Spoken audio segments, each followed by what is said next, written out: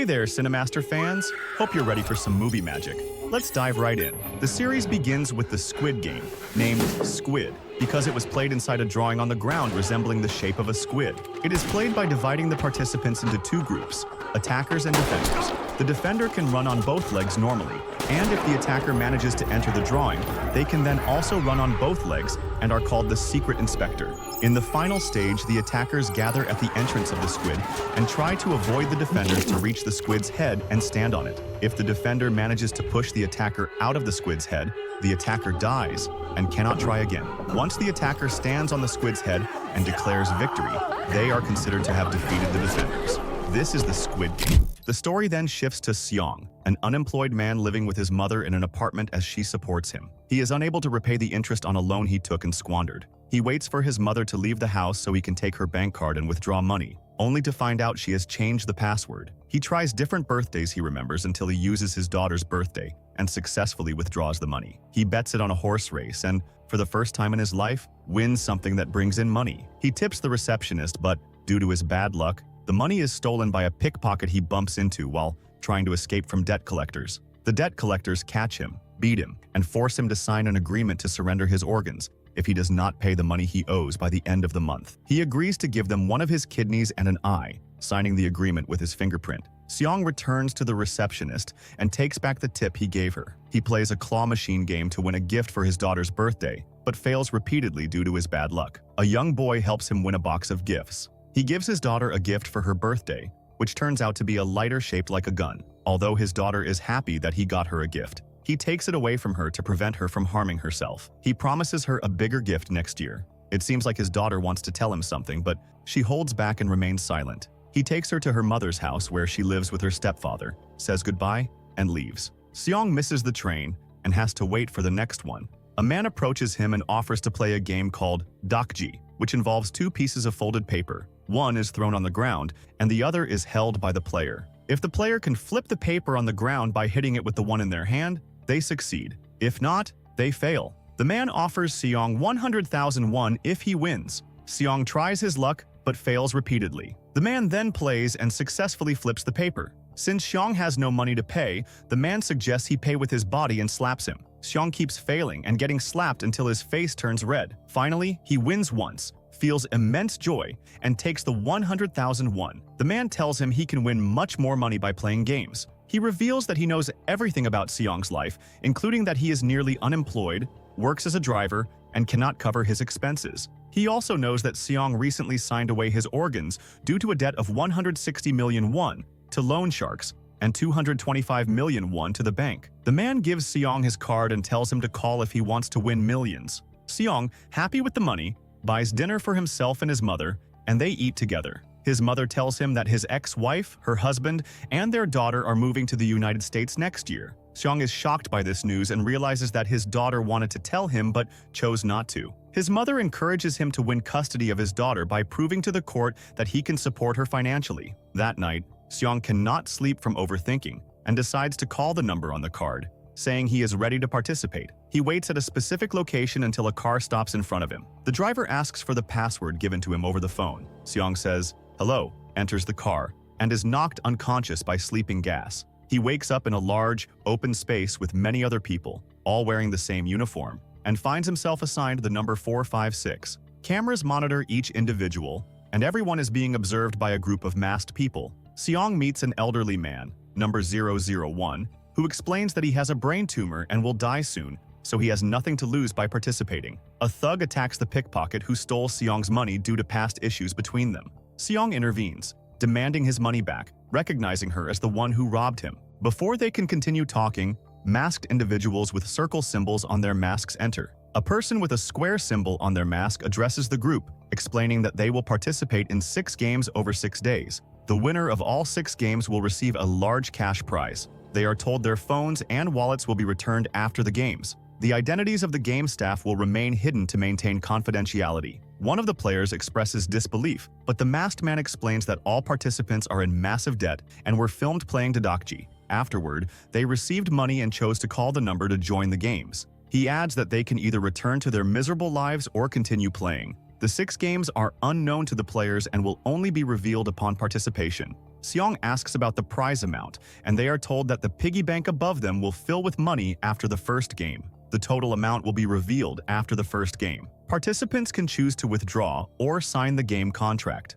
The first clause states that players cannot stop playing. The second clause states that players who refuse to play will be eliminated. The third clause states that the game will end if the majority agrees to terminate it. After everyone signs the contract, they sign the contract and head to the players' hall where they are photographed. The game leader observes everything happening. He meets his friend, Song, and tries to talk to him, but Song says he will explain what happened to him later. They enter the game hall and see a large doll standing at the end of the hall with a red line drawn on the ground in front of it. The doll turns its head and gives them its back. They are required to reach the finish line and must stop moving as soon as the doll turns its head to look at them. They are allowed to move only when the doll turns its head and says the phrase, "Green light, red light." The game begins and everyone starts running, but when the doll turns and sees the first player moving, they are eliminated, and the sound of a gunshot is heard. The player falls to the ground, and no one understands what happened. Someone approaches the fallen player and finds blood coming from their mouth, getting shocked and running away, only to be killed as well. The doll has motion sensors that detect who is moving. Chaos and blood spread everywhere as most players run out of fear and everyone who moves is eliminated. The leader watches them die in front of him, enjoying the scene. The doll continues the game, and the first to move after the massacre is an old man. The remaining players start running and stopping as required. Seong has someone fall on him and tries to get up. They have a limited time to cross the red line. The players continue running toward the finish line, and as Seong runs, he steps on someone's arm. Before he falls and the doll sees him, a man named Ali grabs him and prevents him from falling, saving him, and they cross the line together. The game ends, and everyone who failed to reach the red line is killed. It is revealed that they are on an island in the middle of the sea, and all the dead bodies are burned, even those who are still alive, to dispose of them completely. The remaining players are shocked by what they witnessed until the staff comes in, and the masked leader informs them that their number has decreased from 456 players to 201, meaning 255 players have died. However,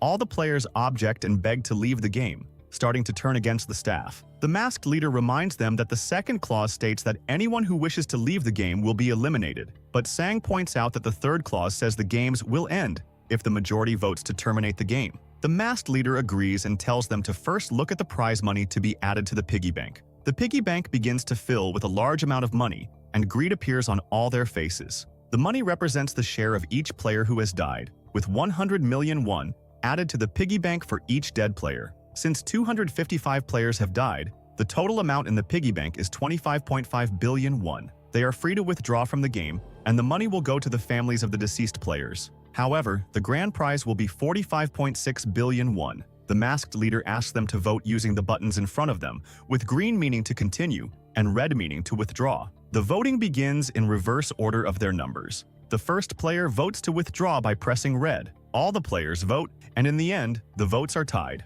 The final vote is cast by player number 1, the old man, who votes to end the game. The game is terminated, and the masked leader tells them they can all return home but will have the opportunity to rejoin the game. They are all blindfolded, tied up, and thrown into the streets in different locations. The first thing Seong does is go to the police to report what happened, but no one believes him. He gives them the card with the phone number he used to join the game. When the police call the number, a woman answers angrily, scolding them for calling so early. Seong is kicked out of the station.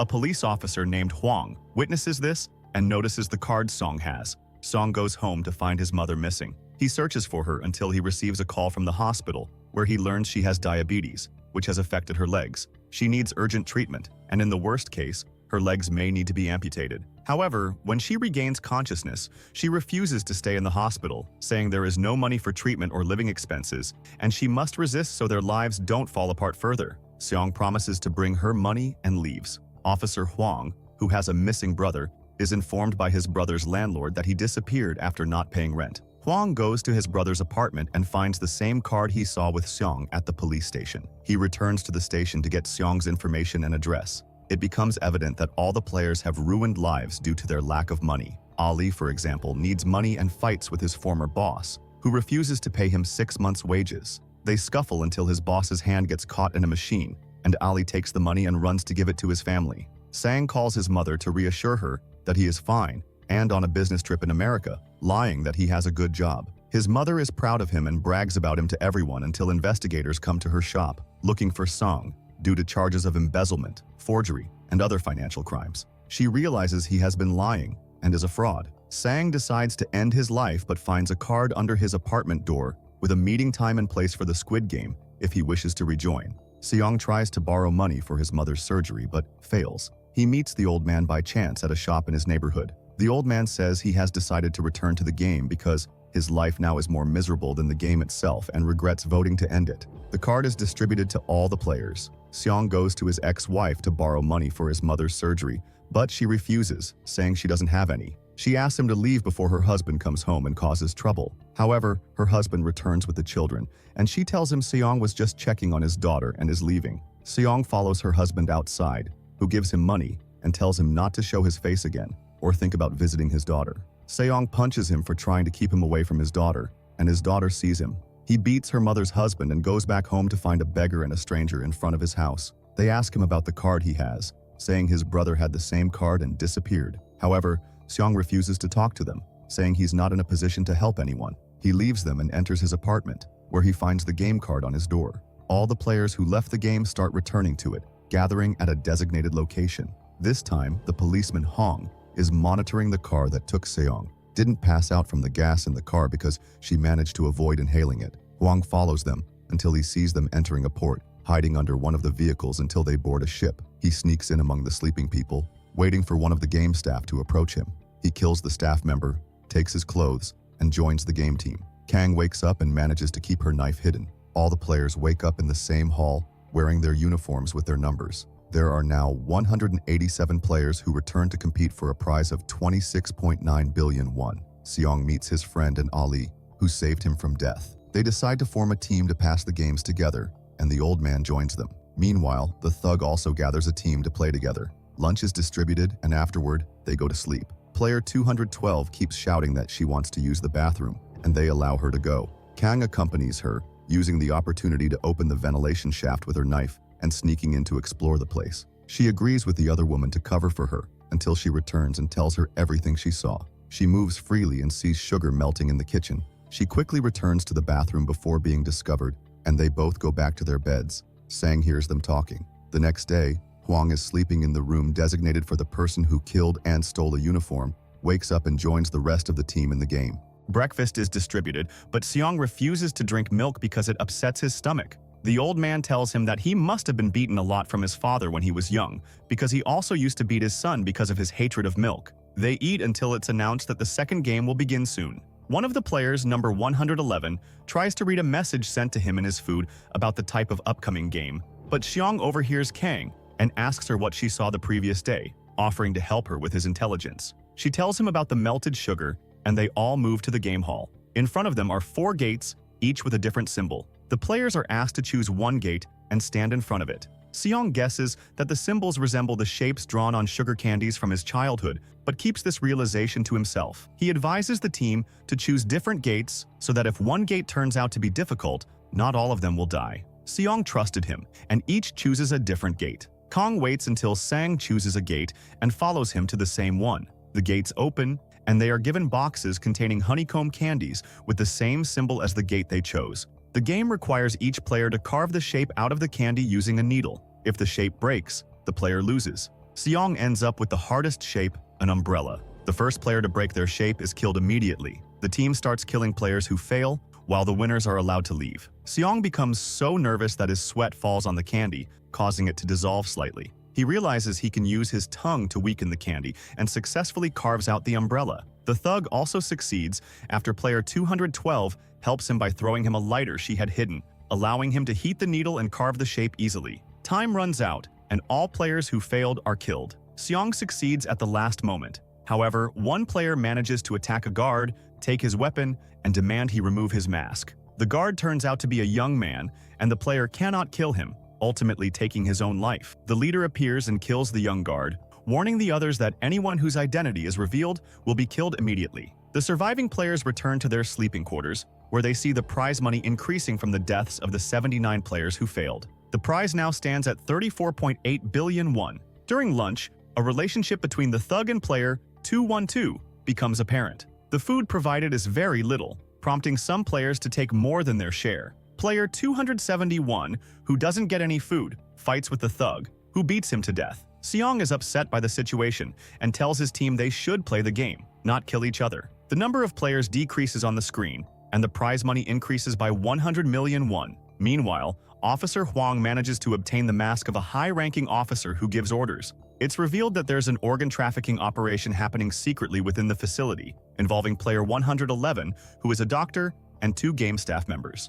After the thug's actions, Seong and his team fear they might be killed in their sleep and decide to stay awake all night. Everyone is puzzled by the lack of food this time. Player 111, the doctor, knows the reason from the staff helping him in the game. The leader deliberately provides less food to incite fights and eliminate weaker players before the next game starts. As soon as the lights go out, the thug kills the woman who accused him of taking more than his share of food, smashing her head with a bottle he was drinking from. Chaos erupts, and everyone starts killing each other until the old man stands up and begs the leader to stop. It happens, or everyone will die, and the commander orders the team to intervene, stop the killing, and confirm the number of deaths. Officer Hwang, disguised as a masked Zine, arrives and asks Seong if he knows someone named Enho, who turns out to be his brother. He wants to confirm that he is alive, but Seongji tells him that they do not know each other's names. After the situation calms down, Seong tells them that at least they should know each other's names since they are on the same team. Everyone introduces their full names, but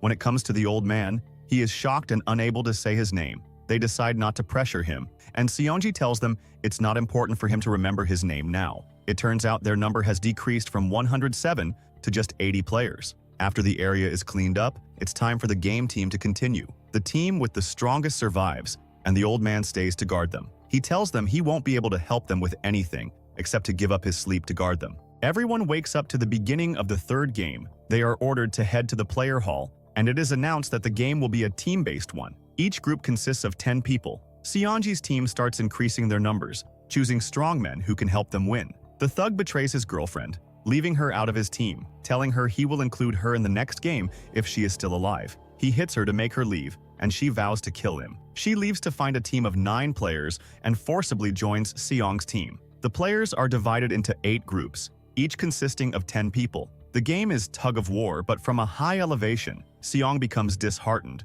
realizing they might lose due to their weak team. Teams are chosen by drawing lots, and the thug's team faces a weak team, easily winning. The opposing team dies from falling from a very high elevation. The second round comes, and it's Seong's team's turn against a team full of strong men. Everyone feels hopeless except for the old man, who encourages them, saying that tug of war does not rely solely on strength. He tells them that if they play the way he instructs, they will win. They cling to his words as they have no other option. He explains that the leader must be strong and not show weakness to the opponent. He teaches them to stand in a specific way to use all their strength. For the first 10 seconds, they should only stand and not pull. Once the opponent falters or makes a mistake, they should start pulling. Seongji's team is close to winning until the opposing team regains their strength and starts pulling them back. Sang suggests a strategy. At his signal, they should take 3 steps forward toward the opposing team as if they are about to commit suicide. They follow Sang's advice, quickly stepping forward 3 steps.